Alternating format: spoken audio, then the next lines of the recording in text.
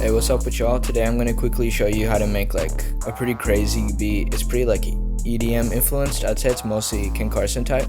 But one thing I definitely say before coming to this video is that this beat, like, I got a little carried away. It's a bit complex.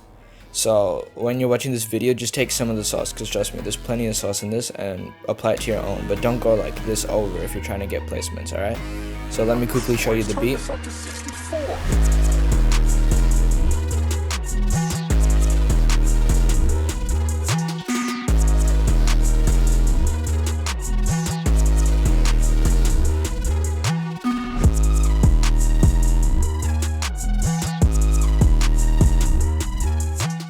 So first of all, I designed the sound in Vital, which is like free. Serum is really good. Say you can do stuff like sound design for free with Vital. So first sound is like a kind of bass 808 thing. So I started off with a sine wave for the sub bass, then a triangle wave an octave higher that provides FM, and it kind of just adds a little higher layer that's kind of more distorted than a sine wave. It's got more harmonics.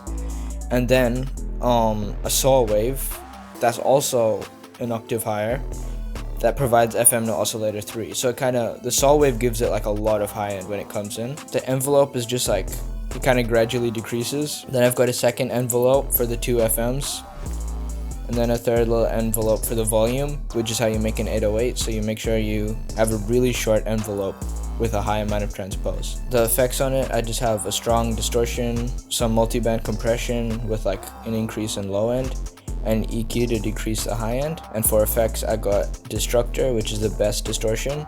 Make sure you set it to blood overdrive and increase the color and preamp. One EQ taking out the sub bass, a chorus to increase the width, and then a little extra EQ that comes in like when the 808 comes in.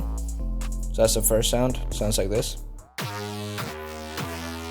Then there's a sub bass layer that just layers with it, and this is just a square wave 3 octaves down with a filter on it. The reason I used a square wave instead of a sine is because it's got some more frequencies to it, so a little bit more interesting. There's just this little other pattern that comes in to add some more notes to kind of make it more interesting.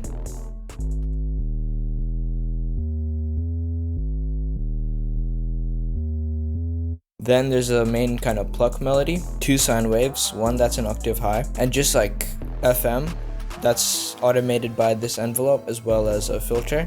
So just the most basic pluck shape, just like filter and FM. And for effects, I got chorus, no delay I guess, a bit of distortion, a filter taking out the high end, reverb, and a compressor, and that layers with another sound, which is a square wave minus an octave with just some automation on the filter, so like an even more simple pluck with a bit of unison on it. And this one's got chorus, some delay, some distortion, some reverb, some compression, and some filter. Whenever you use this compression, make sure you just like take down the low end. I feel like that kind of cleans it up in a really good way. And those are playing this melody.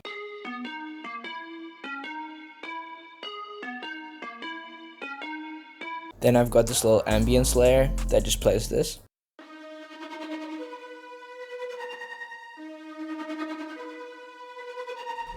This one kind of just goes in the background and adds some movement, and that movement comes from the LFO. So you want to select glowing oscillations, reduce the frequency, right?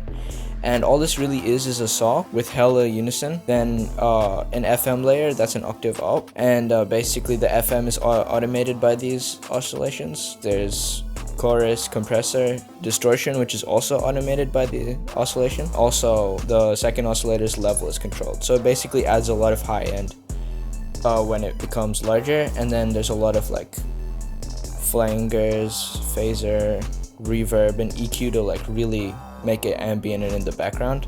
Then I've just got this little vocal ambience.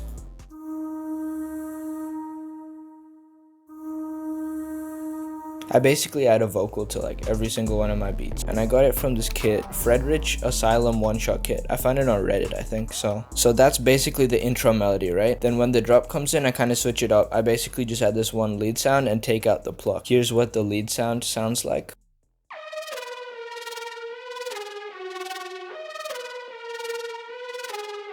So you guys can hear it's like a really crazy sound. Like it's inspired off that Ken Carson song called Gang with that like really weird like wobbly ass lead. This one's pretty much just a more intense version of the ambience layer. Same glowing oscillations is like my favorite LFO shape. A little saw with a high amount of unison and some detune. Now basically the LFO is modulating the filter cutoff, distortion, and another filter, because the effects with the compression, distortion, basically added some more high end, so I removed it with another filter, and that just goes an octave up after 4 bars. So that's pretty much it for the sound design of this video, and now I'm gonna get into the drums. So I started off following the same little bass notes with the Run It Up 808, the like classic Pierre distorted 808.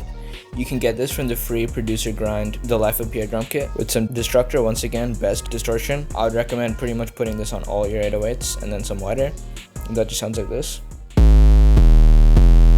And now for the counter 808. So if you really like, if you want some sauce, and I told you like use some of it, don't use all of it because your beat will get too complex, use like a crazy ass counter 808. And this is the Get Busy 808 from the producer grind Get Busy drum kit. So it's another free kit, and it's got a really intense distortion just brought down on the mix level, and then a patcher which basically makes it so that the low end below 200 Hz is in mono and the high end is spread out with the chorus. You want to mess around with the slide notes, you want to go up and down octaves, and then my favorite sauce is to repeat the same note but increase its velocity so it sounds like a delay. So let me play this for you.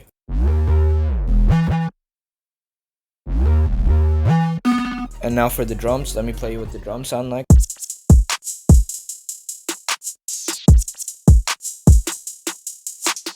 I started off with the simple clap, then I went for just a classic snare, like the 808 Mafia one, just to add like some extra notes. There's this little kick.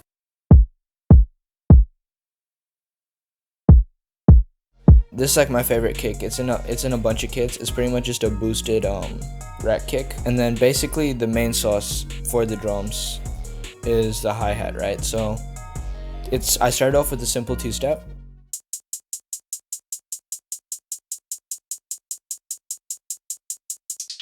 This is inspired by Range Brothers by Baby Keem, and all you really need to do is make the hi-hat go lower and lower. See how there's a small gap between this one, then a bigger gap between these two, then a bigger gap. So it's like, how do I explain it? It like goes down in like a round shape, like really intense. When it goes really low, grab an open hat and play a really low note, and then boom, then you got this. And I just have this ghost note here and the open hat on cut itself so that it stops like earlier, because when it's low it plays for really long. So to make the hi-hats more crazy, because I went all out on this beat, I did too much, I put a gross beat on them. So the gross beat preset I put on was this one, right? And I just put this little fade out at the end off, so that adds this like little roll at the start. And then I also put on this gross beat preset and I just pulled this up, so this just adds a roll to it. And I just automated the gross beat to only turn on for the first bar and then turn off after that. And then I put a little delay automation, the best delay you can get. Make sure the time is set to 13 milliseconds, I believe, and that's just automating to kind of increase and then go off. And then right at the end when it goes like, oh my goodness, the little end part, I just have a reverb turning on. So like as you guys can see, I did a lot in this beat. And remember, just take away some things of it, maybe like just have the hi-hat or just have the counter 808, but I just wanted to give you guys with like a little sauce stimulus package, you feel me? Call me Joe Biden. Thanks for watching. Make sure you leave a like and subscribe. Bye.